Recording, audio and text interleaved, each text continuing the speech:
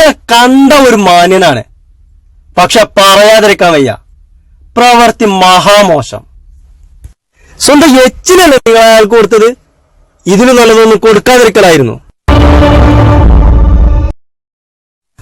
പറ്റോ പൂച്ചൊന്നല്ലോ അത്, ഒരു മനുഷ്യനല്ലേ. നിങ്ങൾ അച്ഛന്റെ പ്രായം കാണില്ല അയാൾക്ക്. ഹലോ, ഒരു ഫുൾ ബിരിയാണി, ഒരു നേരത്തെ ആഹാരം വാങ്ങിച്ചു കൊടുത്തൂടെ ഒരാൾക്കെങ്കിലും?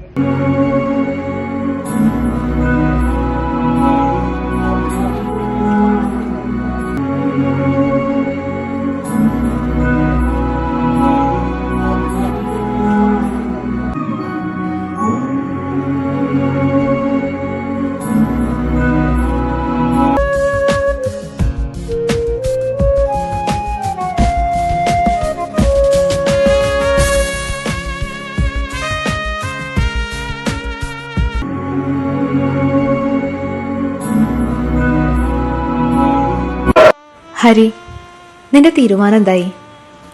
ഇത് നമ്മുടെ ജീവിതമാണ്. ഇക്കാര്യത്തിൽ വളരെ പെട്ടെന്ന് നമ്മളൊരു തീരുമാനം എടുത്തേ പറ്റൂ.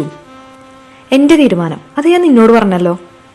ഞാൻ പറഞ്ഞ വാക്കിന്റെ ഒറ്റ ബലത്തിലാണ് കോടിക്കണക്കിന് രൂപ മുടക്കി അമേരിക്കയിൽ ഒരു ആശുപത്രി തുടങ്ങിയത്. എനിക്ക് പോയേ പറ്റൂ. നിന്റെ അച്ഛനെ നോക്കാൻ ആളില്ലെന്ന് പറഞ്ഞ് നീ ഇപ്പൊ സ്പോയിൽ ചെയ്യുന്നത് നമ്മുടെ ജീവിതമാണ്. നീ ഇപ്പൊ നിന്റെ അച്ഛന്റെ പഴയ ഹരിക്കുട്ടനല്ല, ഡോക്ടർ ഹരികൃഷ്ണനാണ്. ഇതൊക്കെ നിന്റെ അച്ഛനും മനസ്സിലാക്കണം. ഇത്ര എനിക്ക് പറയാനുള്ളൂ. നീ ഡോക്ടർ ശാരിക മാത്രമല്ല, എന്റെ ഭാര്യയും എന്റെ അച്ഛന്റെ മരുമകളുമാണ്. അത് നീയും ഓർക്കണം. ഹരി, അച്ഛനെ നമുക്ക് ഏതെങ്കിലും വൃദ്ധസദനത്തിലാക്കാം. ഇല്ല, എനിക്ക് ഒരിക്കലും എന്റെ അച്ഛനില്ലാതെ ജീവിക്കാൻ കഴിയില്ല. ഹരി, ഇതൊക്കെ നാട്ടിൽ നടക്കുന്നതാണ്. പ്രായമായ ആളുകളെ നോക്കാൻ എത്രയോ സംവിധാനങ്ങൾ നമ്മുടെ നാട്ടിലുണ്ട്. അച്ഛനും അവിടെ സേഫ് ആയിരിക്കും. നമുക്ക് നമ്മുടെ ഫ്യൂച്ചറായി മുന്നോട്ട് പോവാം. ഇതൊക്കെ അച്ഛനെ പറഞ്ഞ് മനസ്സിലാക്കണം, അല്ലെങ്കിൽ അച്ഛനത് സ്വയം മനസ്സിലാക്കണം. ഷാരി, പ്ലീസ്, നീ എന്നൊന്ന് മനസ്സിലാക്ക്. ഹരി കൂടുതലൊന്നും പറയണ്ട. നീ പതുക്കെ സംസാരിക്ക്. അച്ഛനെങ്ങാനും കേട്ടാൽ? അച്ഛൻ കേൾക്കട്ടെ.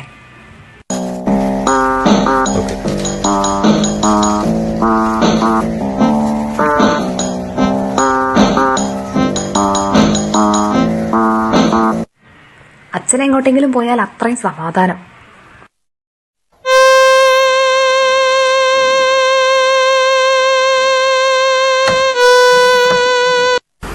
എന്താ ഡോക്ടറെ? ഞാൻ ഡോക്ടറെ അടുത്തൊരു ചികിത്സ തേടി വന്നാണല്ലോ. ഇപ്പോൾ ഡോക്ടറെ കണ്ടപ്പോ ഡോക്ടർക്ക് ചികിത്സ വേണ്ട അവസ്ഥയാണല്ലോ. എന്ത് പറ്റി? ഞാൻ ഈ ലോകത്ത് ഏറ്റവും കൂടുതൽ സ്നേഹിക്കുന്നത് എന്റെ അച്ഛനെയാണ്. എന്റെ അച്ഛൻ